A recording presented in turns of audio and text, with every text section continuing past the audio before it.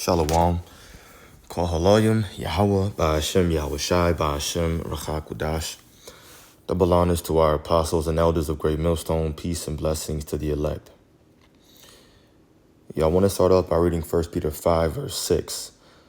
It says, "Humble yourselves, therefore, under the mighty hand of God, that he may exalt you in due time, casting all your care upon him, for he careth for you." That was verse 7. But the point that I want to bring out is in verse 6, and it says that he may exalt you in due time, and that's something that we have to always remember, especially in light of what's happening around Israel right now. You have a lot of people that they want to take matters into their own hands. They want to make the money that they want to make right now. They want to have the fame that they believe that they deserve right now. They want to be the man right now. And that's not the right spirit to have, especially because Yahweh Shai is the man. He should be the one to, and he will get his glory first.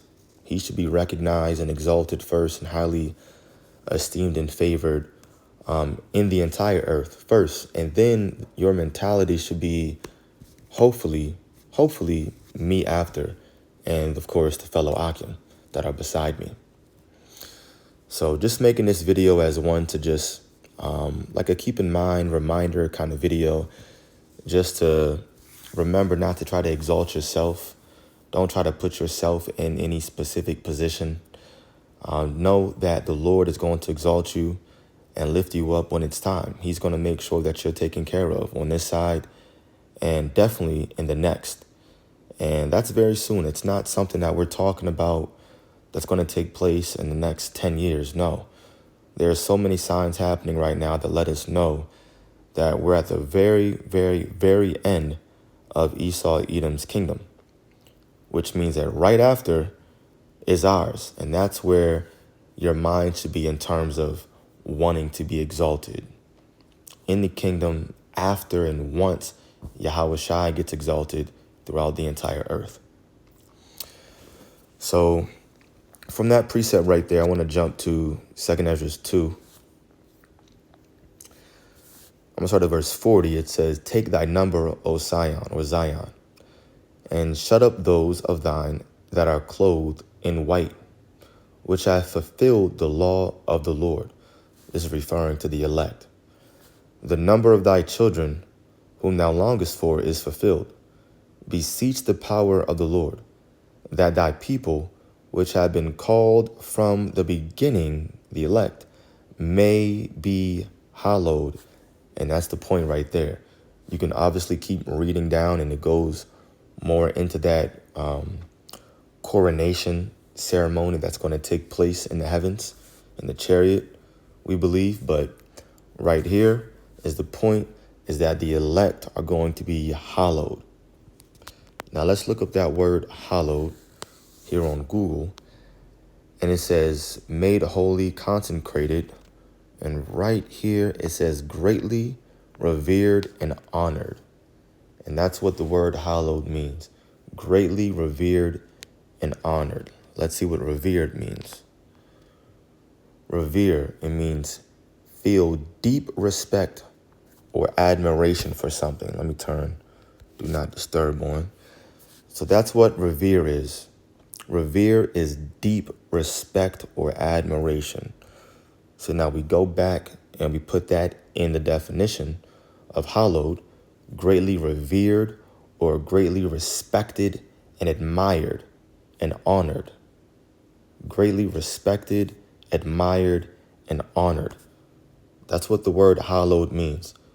And a lot of guys just can't take it. They want to be hallowed right now in Esau's kingdom. They feel like they need to be the man. You need to have 10,000 followers on YouTube. You should be getting thousands of views and hits on your, on your YouTube page. You make the best videos, and why can't I monetize my channel? All this carnal, fleshly BS. When really, we should be keeping in mind what the scriptures say. If you're a part of the elect, you will be hallowed, just in due time. And that's why we read that first precept that says, humble yourselves. Humble yourselves, therefore, under the mighty hand of God, that he may exalt you in due time. We're going to be exalted in due time. If you're a part of the elect, then what we read right here in 2nd Esdras will take place. This is the promise. Remember, it says that they were called from the beginning. We're just hoping that we're a part of that called and elected, I'll say, number. It says many were called, or many are called, but few were chosen. You'll only know if you're chosen when you make it. That's it. So we're just striving to make it. Like it says, striving for the truth unto death. So now I'm going to jump over here in the book of Isaiah, and I want to read this. Isaiah chapter 60. I'm going to get it in the NLT. Man, let me see what it says right here first. Okay. At the very top of the chapter, it says, a glorified Zion. What we're going to read right here is referring to the kingdom. We're going to jump all the way down to verse 10. And I'm going to read the NLT on the right-hand side. Isaiah 60 verse 10 says, foreigners will come to rebuild your towns, and their kings will serve you. That's how highly exalted, revered, respected, admired, honored we're going to be. We're going to be hallowed so much that the kings of other nations are going to serve us. And that's going to be for the entire nation of Israel for sure. But the elect, as we read in 2nd Esdras 2, are just going to be that much more revered. They're going to be that much more hallowed. Foreigners will come to rebuild your towns, and their kings will serve you. For though I have destroyed you in my anger, I will now have mercy on you through my grace. Your gates will stay open day and night to receive the wealth of many nations. To receive the wealth of many nations. In the King James, it says the forces of the Gentiles. The forces represents their wealth. To receive the wealth of many nations, back in the NLT, the kings of the world will be led as captives in a victory procession. Yes, in the kingdom of heaven, there will be servants, there will be slaves. Just like in this kingdom right now, just like in every single kingdom. It's every single kingdom. There were always slaves, there were always servants. So it's going to be no different for the kingdom of heaven. We're going to have that same exact kind of process. And they're going to come bowing before us. They're going to want to serve us. That's how great we're going to be. And even if they don't, well, I've got no choice. Verse 12, it says, for the nations that refuse to serve you will be destroyed. I forgot it says that. There you go. The glory of Lebanon will be yours, the forests of cypress, fir, and pine to beautify my sanctuary. My temple will be glorious. The descendants of your tormentors will come and bow before you. The descendants of your tormentors will come and bow before you. Why? Because we're going to be hallowed. We're not trying and looking to be hallowed right now. We don't want anybody bowing down before us right now. It doesn't mean anything. You bow down before us now just for me to have to go to sleep and set my alarm clock to wake up in the morning to go to work. It doesn't make sense. Make it make sense. It doesn't.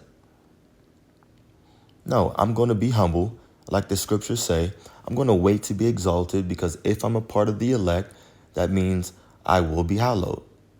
So I'm just going to believe in the scriptures and wait on that to take place. See, that needs to be your mindset. So if you out here jumping from camp to camp, looking at all these different videos, ask yourself this question. Who's the most humble out there? Who's the most humble camp out there? Just teaching prophecies, just breaking down the scripts, just letting you know what's happening in the news what's going on around the world, warning you so that you can get your spirit right. Not doing this for views. Not doing this because we want to look like the man. We want to get the girls. We want to get the money, monetize our channels. No. No. The glory, the fame, all that will happen. It'll come in due time. I'm going to read verse 14 again. It says, the descendants of your tormentors will come and bow before you. Those who despise you will kiss your feet, meaning they're going to serve us. They will call you the city of the Lord and Zion of the Holy One of Israel. We're going to be finally recognized for being the children of God once again. We're going to be recognized for who we really are, the sons of God, or Yasha Allah, the Prince of God, which is also loosely translated as just the sons of God, right? Because a prince is the son of the king. So Prince of God or sons of God. It's going to be known. Now, the scriptures do say that we're going to get fame on this side as well, but that's going to be nothing compared to what we just read right here. And there are other precepts that we can go to, but I believe that this one really made the point. But continue to just be humble, show humility, and your desire should be that Yahweh Shai is exalted and gets his fame and great hallowing first. Your desire should be that he becomes hallowed first throughout the entire earth and striving to be a part of the elect. And if you are, then you'll be hallowed right after and really with Yahweh Shai too. Remember, it says that we're going to be joint heirs with him in his kingdom. So if he's hallowed, we get hallowed, right behind him. So Lord's will, this was edifying to the elect. Call Halayim, Yahweh Ba'ashem Yahweh Shai Ba'ashem Rakakwadash. That belongs to our apostles and elders of Great Millstone. Peace and blessings to the elect. Shalom.